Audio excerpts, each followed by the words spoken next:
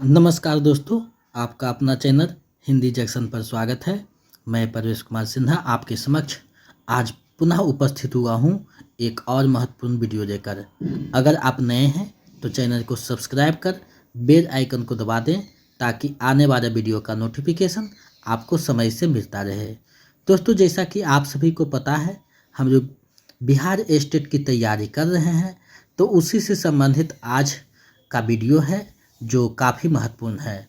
साथ ही अगर आप बीपीएससी 4.0 की तैयारी कर रहे हैं या फिर किसी भी स्टेट का टीजीटी, पीजीटी, केवीएस आदि का तैयारी कर रहे हैं, तो उसके लिए भी ये जो वीडियो है काफ़ी महत्वपूर्ण होगा, क्योंकि इसमें महत्वपूर्ण टॉपिक को समझाया गया है, बताया गया है और उसी से संबंधित है।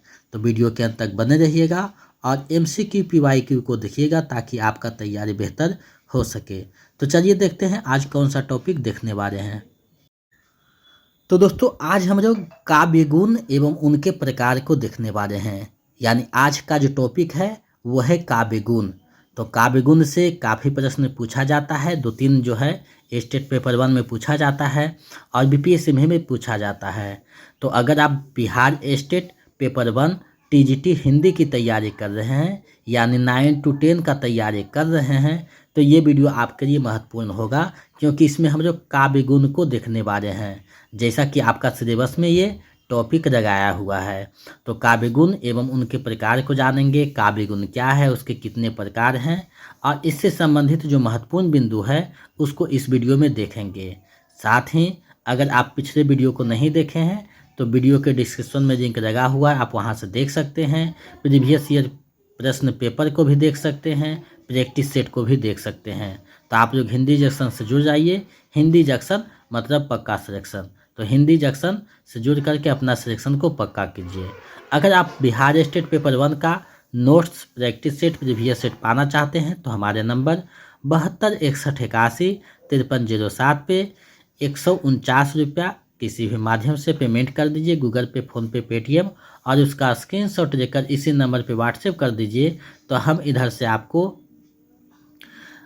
प्रैक्टिस सेट, प्रीवियस सेट और नोट्स उपलब्ध करवा देंगे। मेरा नंबर है 7261815307। तो इस पर आप व्हाट्सएप कर दीजिएगा स्क्रीनशॉट, तो इधर से नोट्स प्रोवाइड करवा दिया जाएगा। और इन सारी चीज़ों को रखते हैं तो आपको अलग से कहीं क्लास करने की या प्रैक्टिस सेट या कुछ करने की आवश्यकता नहीं है, संपूर्ण हिंदी की तैयारी हो जाएगी। तो चलिए आज हम लोग काव्य गुण एवं उनके प्रकार को जानते हैं, समझते हैं। तो दोस्तों, आप देख पा रहे हैं काव्य गुण, यानी आज हम लोग काव्य गुण को देखने वाले हैं। तो इसी तरह जो 5-7 टॉपिक और बचा हुआ है उसका हो सकता है 8 तारीख तक क्लास ख़त्म हो जाए, उसके बाद प्रैक्टिस सेट को ज़्यादा देखेंगे। तो आप लोग चैनल पे बने रहिएगा और क्लास जितने हुए हैं उसको 2-3 बार देखिएगा ताकि आपका तैयारी बेहतर हो सके। तो देखिए, कहा जा रहा है काव्य के सौंदर्य को बढ़ाने वाले या उत्कर्ष तत्वों को काव्य कहा जाता है। यानी काव्य के जो सौंदर्य को बढ़ाता है तो उसे क्या कहा जाता है? काव्य गुण कहा जाता है। अथवा रस को उत्कर्ष करने वाले तत्वों को काव्य गुण कहते हैं। यानी जो रस होता है काव्य में उसको जो है उत्कर्ष करता है, यानी आगे जो बढ़ाता है, पाठक के बीच तक जो लाता है, वही क्या है? काव्य गुण है। जिस प्रकार मनुष्य में गुण और दोष होते हैं उसी प्रकार काव्य में भी होते हैं। जैसे गुणों से व्यक्तित्व का उत्कर्ष और दोषों से अपकर्ष होता है, वैसे ही गुण से काव्य का उत्कर्ष और दोष से अपकर्ष होता है। इसलिए आचार्यों ने काव्य के लिए सगुण और अदोष होने का विधान किया है। अब देखिए, यहाँ समझ में आ गया कि काव्य गुण क्या है। अब देखिए, इससे संबंधित और जो बिंदु है उसको देखते हैं। भारतीय आचार्यों ने गुण को आत्मा का धर्म माना है। यानी गुण को काव्य की आत्मा का धर्म माना है। काव्य में भी आत्मा होती है जिससे रस कहा जाता है।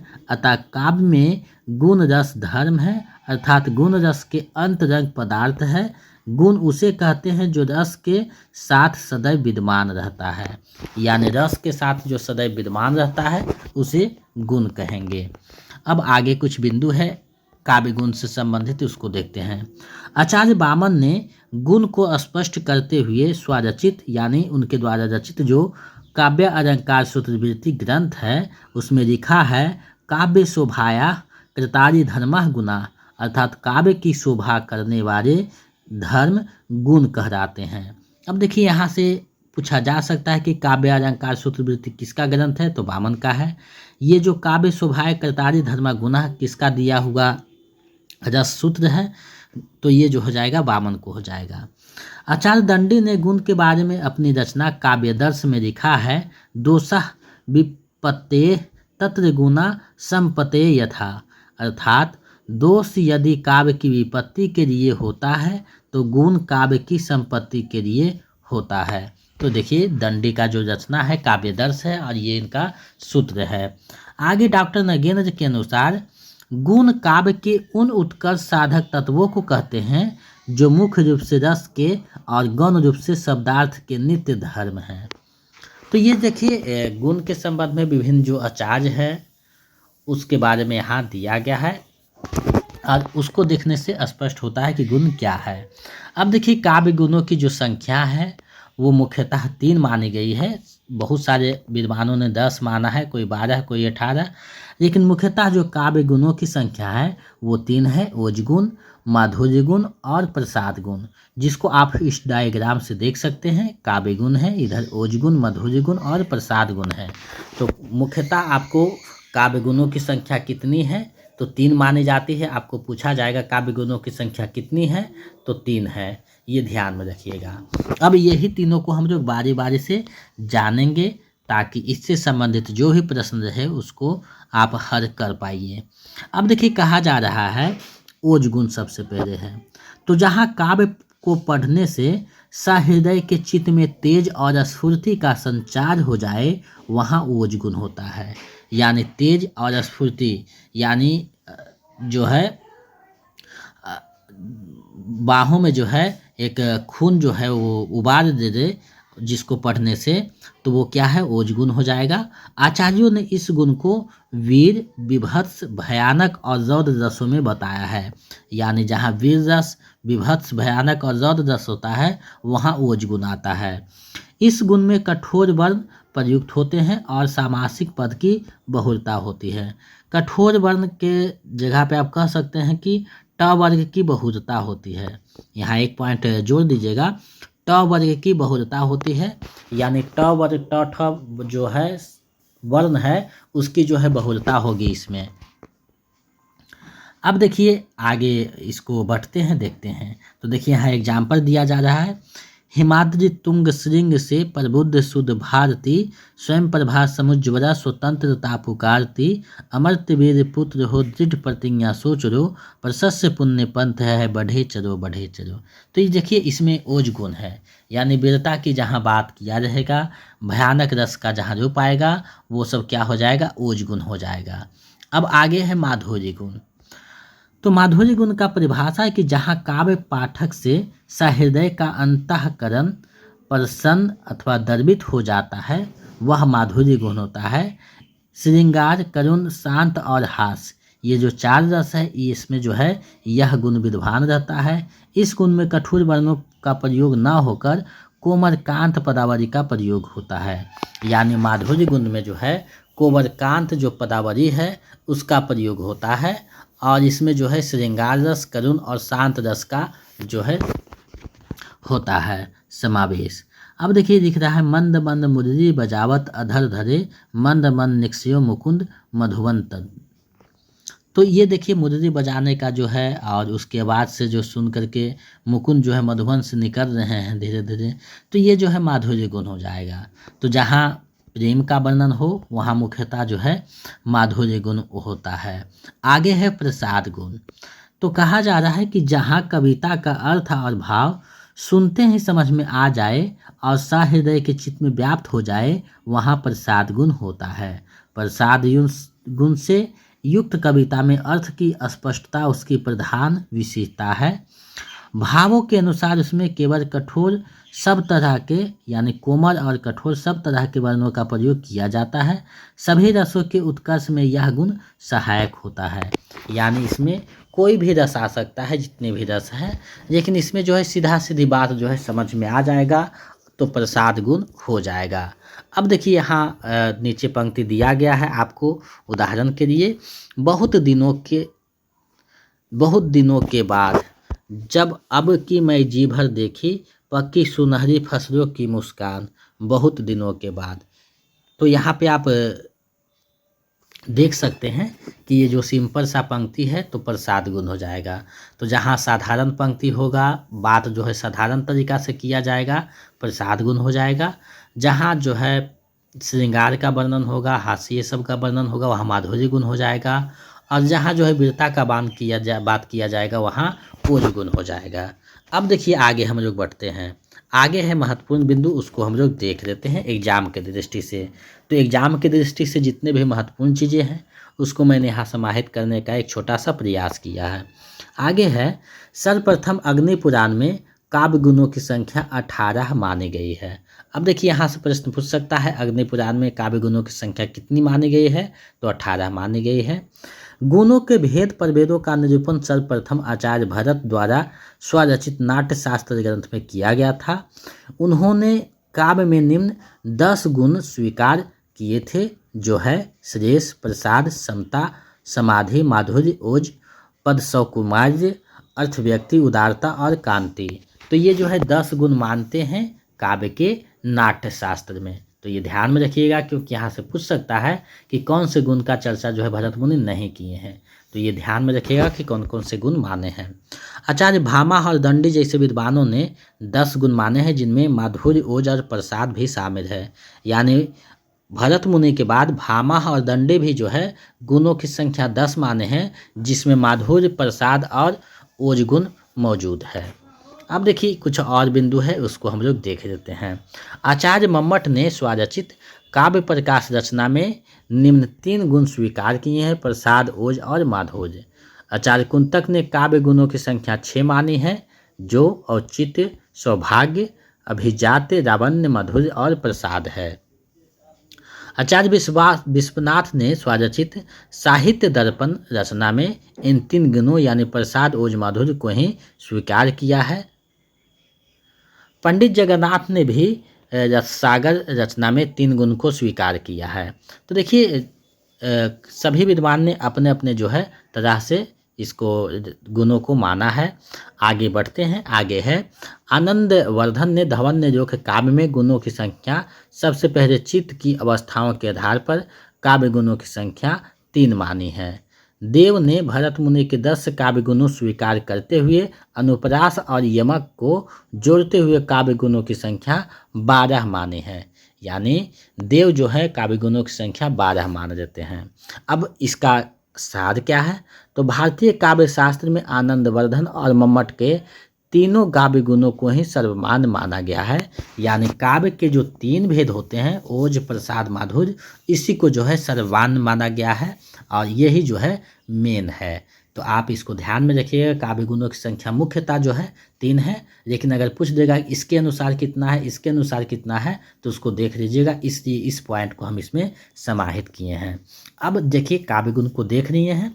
अब काव्य गुण से संबंधित जो प्रश्न है उसको देखते हैं ताकि आपका तैयारी जो है संपूर्ण हो सके। तो यहाँ लिखा गया है सामान्य रूप से काव्य गुण के कितने भेद होते हैं। तो सामान्य रूप से जो काव्य गुण के भेद होते हैं वो 3 होते हैं, ओज, प्रसाद, माधुर्य। तो विकल्प क जो है सही हो जाएगा। आगे है इनकी गाथा छोड़ चलो झांसी के मैदानों में, जहाँ रही थी लक्ष्मीबाई मर्द बनी मर्दानों में। इसमें कौन सा काव्य गुण है, तो यहाँ जो पंक्ति दिया गया है इसमें कौन सा काव्य गुण है आपको बताना है। देखिए इसमें वीरता की बात किया गया है तो यहाँ ओज गुण हो जाएगा, यानी विकल्प ख जो है सही हो जाएगा। आगे बढ़ते हैं। आगे है चारू चंद्र की चंचल किरणें खेल रही थी जल थर में, स्वच्छ चांदनी बिछी हुई है अबनी और अंबरतर में।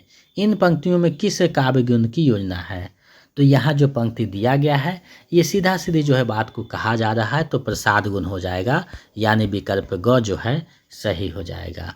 आगे है मंद मंद मुरली बजावत अधर दरे, मन बन निक्स्यो मुकुंद मधुबन ते। तो इसमें किस काव्य गुण की योजना है, तो यहाँ जो काव्य गुण की योजना है वो कौन सा हो जाएगा, तो माधुर्य गुण हो जाएगा, यानी विकल्प ग जो है सही हो जाएगा। आगे है मुंड कटत कहूँ रुंड नटत कहूँ सुंड पटत धन गिद्ध रसत कहूँ सिद्ध हसत सुख वृद्धि रसत मन। इसमें किस काव्य गुण की योजना है? तो यहाँ जो पंक्ति आया है इसमें किस काव्य गुण की योजना है आपको बताना है। तो इसमें देखिए भयानक रस का चर्चा किया गया है, तो ये ओज गुण जो है विभत्स रस है, तो यहाँ ओज गुण हो जाएगा, विकल्प ख जो है सही हो जाएगा। आगे है निम्न में कौन सा रस में ओज गुण पाया जाता है? तो ओज गुण जो है वीर में, रौद्र और भयानक और साथ ही विभत्स में भी पाया जाता है, तो उपयुक्त में सही हो जाएगा, यानी विकल्प घ जो है सही हो जाएगा, क्योंकि चारों रसों में जो है पाया जाता है, जिसमें 3 दिया हुआ, एक विभत्स भी है, तो इन चारों रसों में ओज गुण पाया जाता है, विकल्प घ जो है सही हो जाएगा। आगे है हिमाद्रि तुंग सुरुद से प्रबुद्ध सुध भारती स्वयं प्रभा समुज्वला स्वतंत्रता पुकारती। इनमें कौन सा काव्य गुण है? तो इसमें जो काव्य गुण है वो प्रसाद काव्य गुण है, इसमें जो काव्य गुण है वो प्रसाद काव्य गुण है, तो विकल्प, तो इसमें जो काव्य गुण आया है वो ओज काव्य गुण है, तो आपको देखना है, तो ओज काव्य गुण है, यहाँ वीरता के बात किया जा रहा है, तो विकल्प क जो है सही हो जाएगा। आगे है मधुर मधुर मेरे दीपक जर, इस पंक्ति में कौन सा काव्य गुण है? तो मधुर मधुर मेरे दीपक जर, इस जो काव्य पंक्ति इसमें माधुर्य गुण हो जाएगा, यानी विकल्प ख जो है सही हो जाएगा। आगे है जाकी रही भावना जैसी प्रभु मूरत देखी तिन तैसी, इस पंक्ति में कौन सा काव्य गुण है? तो ये जो पंक्ति है इसमें प्रसाद काव्य गुण है, यानी सीधा अर्थों में बात किया गया है, विकल्प ग जो है सही हो जाएगा। आगे है निम्न में कौन सा रस में माधुर्य गुण पाया जाता है? तो माधुर्य गुण जो है कौन सा रस में पाया जाता है? तो देखिए करुण सात श्रृंगार, ये तीनों में पाया जाता है, तो विकल्प घ जो है सही हो जाएगा, उपयुक्त में से सही। और हास्य रस में भी पाया जाता है, तो ये ध्यान में रखिएगा, विकल्प घ जो है सही हो जाएगा। आगे है निम्नलिखित में कौन आचार्य भरत मुनि के अनुसार काव्य गुण होते हैं? तो देखिए आचार्य भरत मुनि के अनुसार जो काव्य गुण होते हैं वो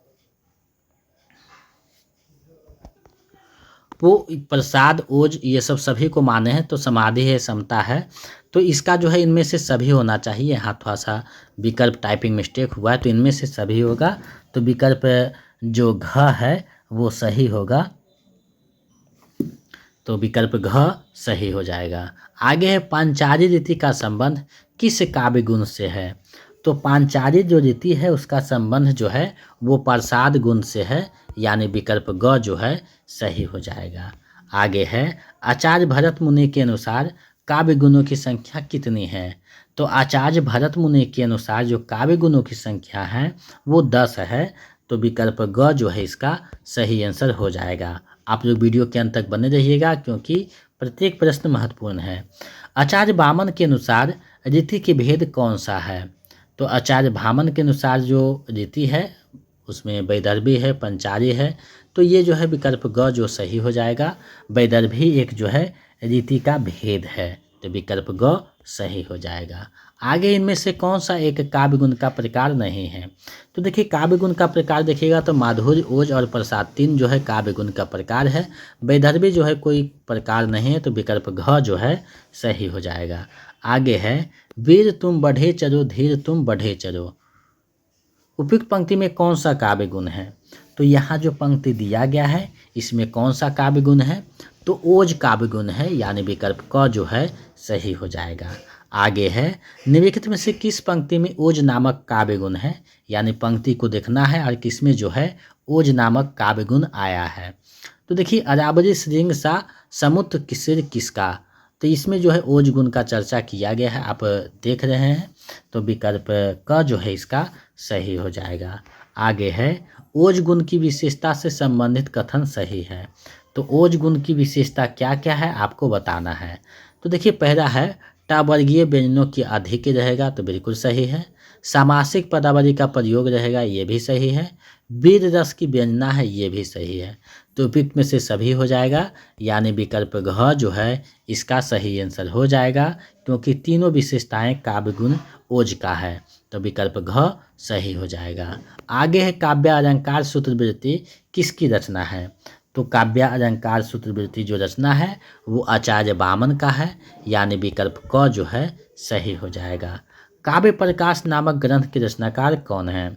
तो काव्य प्रकाश जो रचना है ऊपर चर्चा किया गया था, आचार्य मम्मट की रचना है, तो विकल्प क सही हो जाएगा। साहित्य दर्पण नामक ग्रंथ के रचयिता कौन है। तो साहित्य दर्पण जो रचना है वो आचार्य विश्वनाथ का है, तो विकल्प ख जो है सही हो जाएगा। आगे बढ़ते हैं। वाक्यम रसात्मकम काव्यम किसकी परिभाषा है। वाक्यम रसात्मकम काव्यम, तो ये किसकी जो है परिभाषा है आपको बताना है। तो ये जो परिभाषा है आचार्य विश्वनाथ जी का है, तो विकल्प ग जो है सही हो जाएगा। आगे है माधुर्य गुण किस रीति से संबंधित है। तो देखिए माधुर्य जो गुण है वो किस रीति से संबंधित है आपको बताना है।